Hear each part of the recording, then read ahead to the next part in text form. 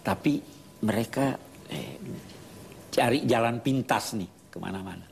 Itu jangan begitu. Itu satu. Yang kedua, ada hal yang menarik yang di ayat ini. Dia katakan, begitulah kami menguji. Kadzalika nabluwahum bima kanu yafsukun. Begitulah kami menguji mereka disebabkan karena kefasikan mereka. Apa maknanya ini? Ujian Allah itu dia sesuaikan dengan keadaan Anda. Saya beri contoh. Kira-kira orang tua yang sudah sakit keras, jompo, masih diuji dengan mendatangkan kepada mereka satu gadis cantik. Gimana pun udah loyo, ya kan? Disesuaikan dengan keadaan mereka. Hari ini ujian bahasa Inggris. Kira-kira penguji datang menguji Anda dalam ilmu bumi. Allah juga begitu. Dia lihat Anda bagaimana. Oh, ini orang begini, ujiannya begini. Ini orang begini, ujiannya begini. Saya kira itu. Ya, baik. Mudah-mudahan cukup jelas ya, Ibu ya. Ini menarik sekali perbincangan kami di kesempatan kali ini. Mudah-mudahan Anda tetap bisa bersama kami karena kita akan break sebentar, tapi Tafsir Al-Misbah akan segera kembali. Ternyata banyak sekali pemirsa Metro TV yang juga ingin bertanya langsung kepada Pak Quraish Shihab. Kami memberikan kesempatan untuk Anda. Ini dia. Bagaimanakah hukum berdakwah? Apakah setiap muslim dituntut oleh agama ini untuk memberi nasihat dan berdakwah mengajak orang lain ke jalan yang benar? Iya. Setiap kita dituntut sesuai kemampuan kita. Sesuai kemampuan kita untuk mengajak orang lain ke jalan kebaikan dan mencegah dia melakukan kejahatan. Itu tak sesuai kemampuan. Balighu anni walau ayat. Walaupun satu ayat, sampaikan pada orang. Itu ya. Sesuai kemampuan. Tetapi di samping itu, perlu ada satu kelompok yang mengkhususkan diri untuk melakukan kontrol sosial, untuk melakukan amar ma'ruf dan nahi mungkar. Mereka itu yang memang secara khusus melakukan dakwah. Itu perlu ada. Kalian di saudara-saudara yang di pesantren, pesantren Al-Quran ya, itu mengambil bagian di situ. Tapi orang yang tidak ahli di bidang itu, ada kan yang dia bisa tegur. Dia bisa tegur anaknya, misalnya, makan yang benar. Itu dakwah. Semua kita berkewajiban untuk itu. Itu sebabnya dikatakan, wal asri innal insana lafi khus. Semua manusia di dalam kerugian. Kecuali yang beriman, beramal soleh, dan saling ingat mengingatkan menyangkut kebenaran, saling ingat mengingatkan menyangkut kesabaran. Semua kita berkewajiban itu. Masing-masing sesuai kemampuan kita. Jangan berkata bahwa saya belum amalkan jadi saya tidak mau kerjakan. Tidak. Sebab itu mendukung setan. Bahwa sudah ada teman saya nih yang tidak berdakwah. Ajak orang sambil tanamkan di dalam hati saya, di dalam hati masing-masing, bahwa saya juga mengajak diri saya. Itu sebabnya biasa di masjid-masjid kalau khatib kan, usikum wa nafsi bitaqwallah. Saya kira itu. Ya, baik. Pertanyaan kedua sepertinya tadi berhubungan dengan apa yang Pak Quraish sudah katakan. Kita lihat ini dia pertanyaannya. Dalam ayat 166, apakah mereka benar-benar dihukum menjadi keras sungguhan? Dan apakah ada keturunan dari mereka? Ada, ya. Ada yang bilang, iya jadi keras sungguhan. Terus ada yang kait-kaitkan itulah teori Darwin katanya manusia. Tapi itu nggak benar ya. Itu tidak benar ya. Saya cenderung mengatakan tidak. Nabi pun Shallallahu Alaihi Wasallam ada bersabda begini.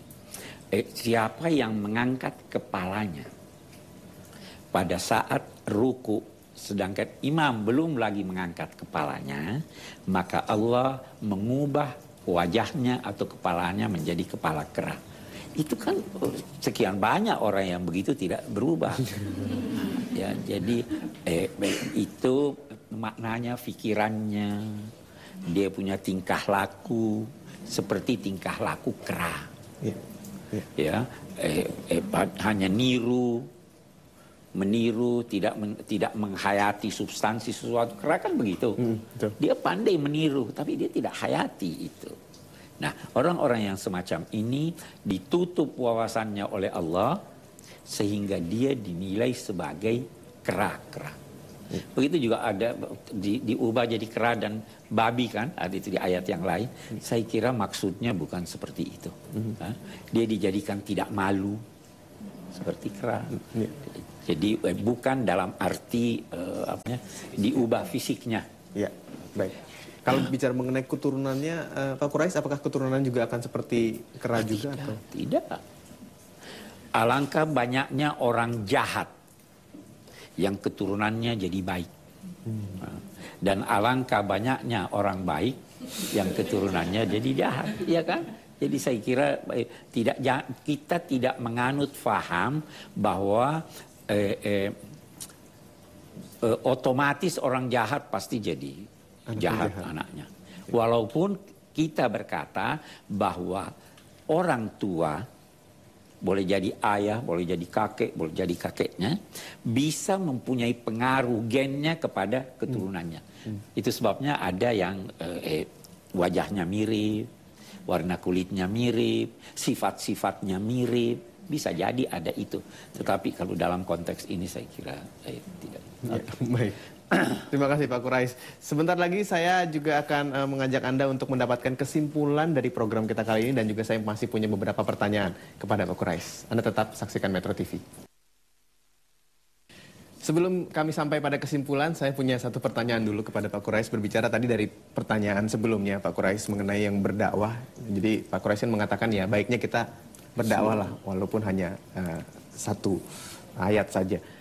Bagaimana Pak? Sekarang kita dari sisi yang mendengar. Kalau kita mendengar orang berdakwah yang mungkin artinya atau tafsiran kita ini berbeda-beda dan bahkan bisa saling bertentangan, Pak Quraisy. Apa yang harus kita lakukan?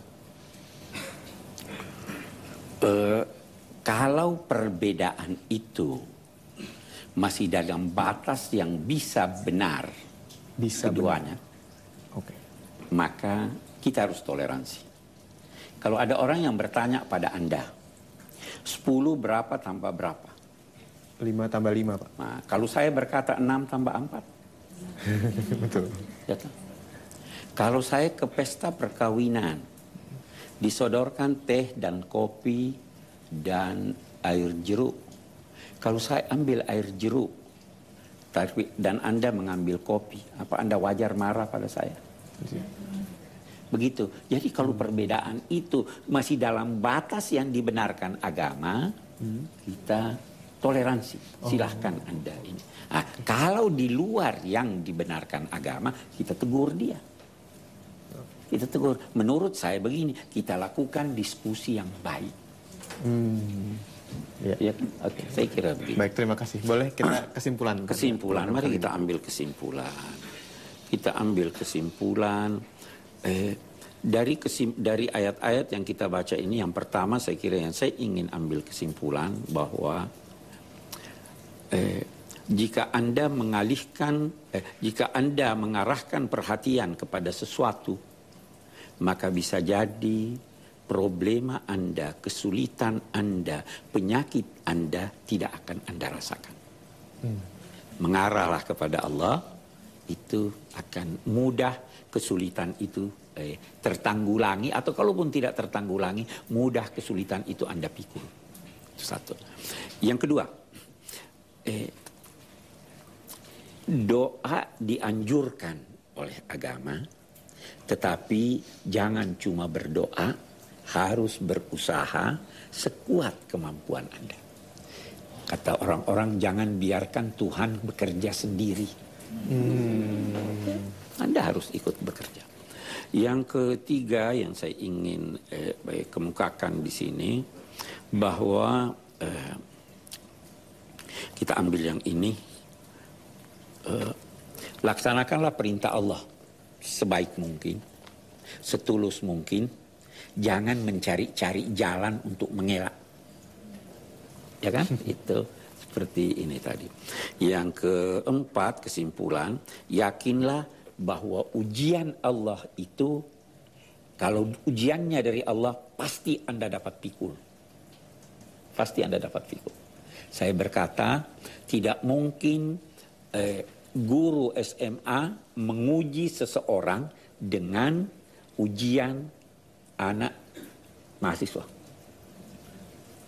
Itu sebabnya di ayat lain ada dikatakan lanabluwannakum bisyai'in. Kami pasti uji kamu dengan sedikit. Sedikit. Jadi ujian Allah itu sedikit dibanding dengan kapasitas Anda. Hanya saja ujian itu disesuaikan dengan kecenderungan Anda.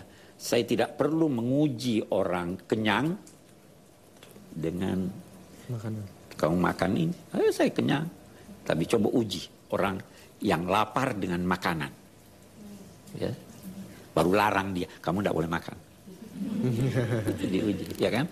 Oke, itu semua ujian Allah begitu. Semua ujian Allah begitu.